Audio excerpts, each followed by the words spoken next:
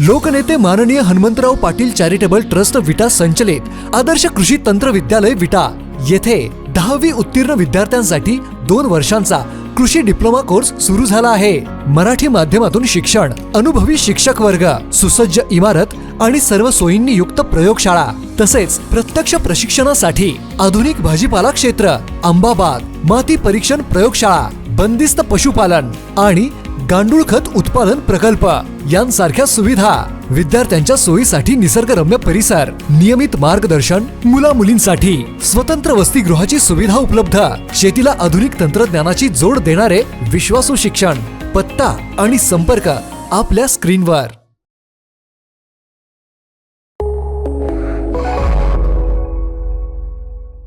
नमस्कार, मी अरुण आणि आपण पाहत आहात 7 स्टार न्यूज। स्वर्गीय यशवंतराव चव्हाण स्मृती गौरव समितीचे अध्यक्ष तथा राष्ट्रवादी काँग्रेसचे नेते प्रदीपप्पा कदम यांच्या संकल्पनेतून आयोजित केलेले यशवंत फेस्टिवल पलूस 2026च्या 4थ्या दिवशी नागरिकांची झुंबड उडाली होती।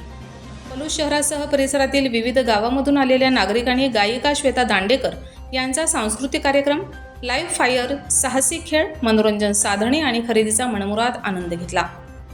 अखिल भारतीय मराठी पत्रकार संघाचे अध्यक्ष, दैनिक तरुण भारतचे संपादक शिवराज काटकर यांच्या हस्ते सेल्फी पॉईंटचं उद्घाटन करण्यात आलं।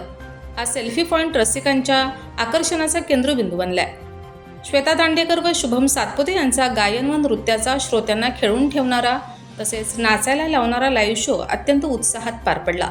याचे उद्घाटन संदीप कुडचीकर, अमृत माळी, नगरसेवक धनाजी कुंभार, राष्ट्रवादी काँग्रेसचे सांगली शहर जिल्हाध्यक्ष प्राध्यापक पद्माकर जगदाळे, जिल्हा अल्पसंख्याक अध्यक्ष तौफिक शेख, राष्ट्रवादी काँग्रेसचे सांगली शहर जिल्हा सरचिटणीस तानाजीराजे जाधव, गणेश भैया नलवडे, संजय शिंदे, तुषार सूर्यवंशी, अभिजित कौलगे, अभिजित सावंत, अमीर पठाण यांच्या उपस्थितीत पार पडला। संयोजक प्रदीपप्पा कदम यांनी उपस्थितांचा सत्कार केला।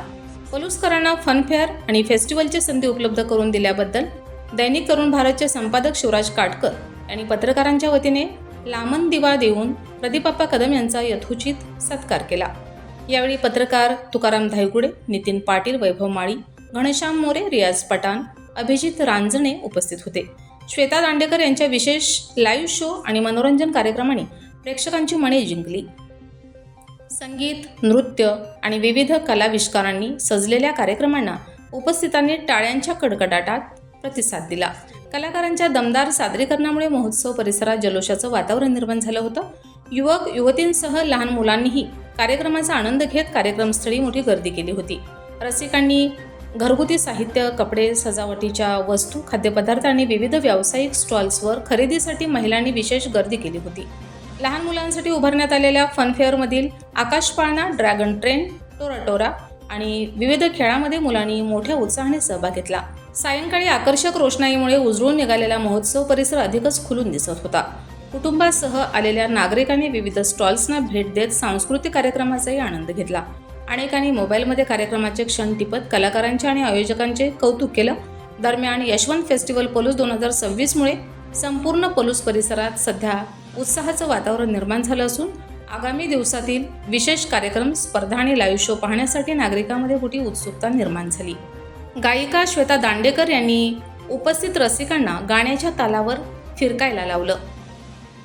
यावेळी त्यांनी प्रदीपप्पा यांना डॉन या गाण्यावर नाचण्याचा आग्रह केला, परंतु प्रदीपप्पांनी उपस्थित रसिकांना हात उंचावून अभिवादन केलं आणि रसिकांनी पलूस नगरीत एकच दम प्रदीपप्पा कदम, प्रदीपप्पा कदम, प्रदीपप्पा तुम आगे बढ़ो, हम तुम्हारे साथ है अशा उत्स्फूर्त घोषणा दिल्या। Bureau report, 7 star news.